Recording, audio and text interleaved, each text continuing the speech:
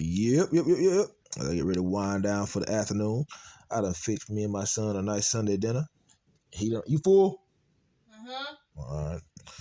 I'll go over some of the paperwork and show him, look, man, I got the original. I keep all the original paperwork together. Birth certificate.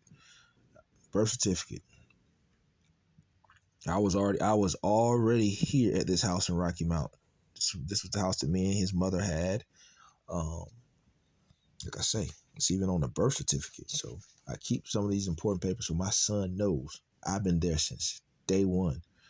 I even still talk to Dr. McKellar. That was the doctor who delivered him. She moved to Wake Forest at one time, and then she started her own practice somewhere. But yeah, so I keep the original birth certificate for my son. Like I say, his mother, this is why it pays to pay attention to what's going on at home.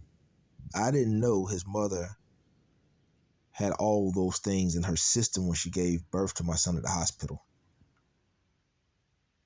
All I was told was that she had an allergic reaction to an epidural, but they kept her at the hospital for another 2 weeks under surveillance.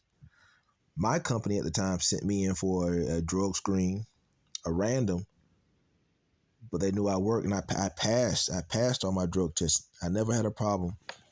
Failing. I do not fail any drug tests. All my drug tests, man, what are you talking about, man? I passed those. I always passed those. So they knew I didn't have a drug problem. But they found out that my fiance at the time, she had all those things in her system. They were worried and concerned about me. That's how I ended up with full custody of my son after my fiance passed. She passed in May 26, 2015. That's the obituary. I keep all this stuff for my son. He'll have things to look back over. After she passed away, my father said he was buying the home for me and my son. I even found that agreement. That's how much the house was. Actually, the price of it went down because me and my fiance had already been staying in this house for 2 years. Her stepfather co-signed for her to get in the house. He was purchasing the house for me. He's told me for me and my son. He was going to make sure that me and my son never had to worry about keeping a roof over our head. And that was the agreement. That's what he told me. But I was already here at this house in Rocky Mount. There was other houses that my father was looking at that time that he was supposed to be purchasing as well.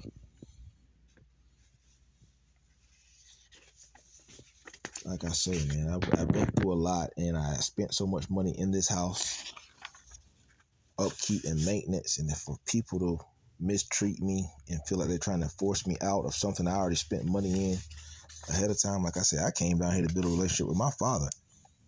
Me and my fiance we were bringing my father up here to this house to stay on the weekend, so he wouldn't have to stay in the woods. I just don't understand why he treat me the way he treats me.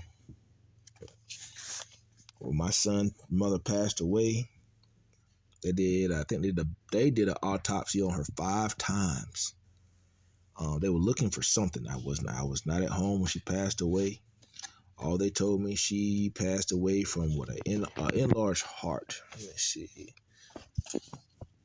They said enlarged heart. That's all they told me.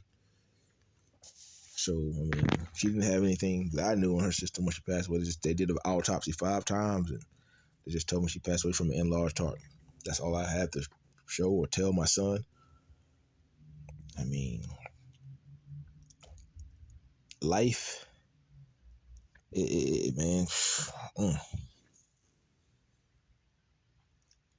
Life is already can be rough and tough, but it can also be draining and very emotionally draining when the ones close to you will try to go above and beyond to try to make other people think negatively of you.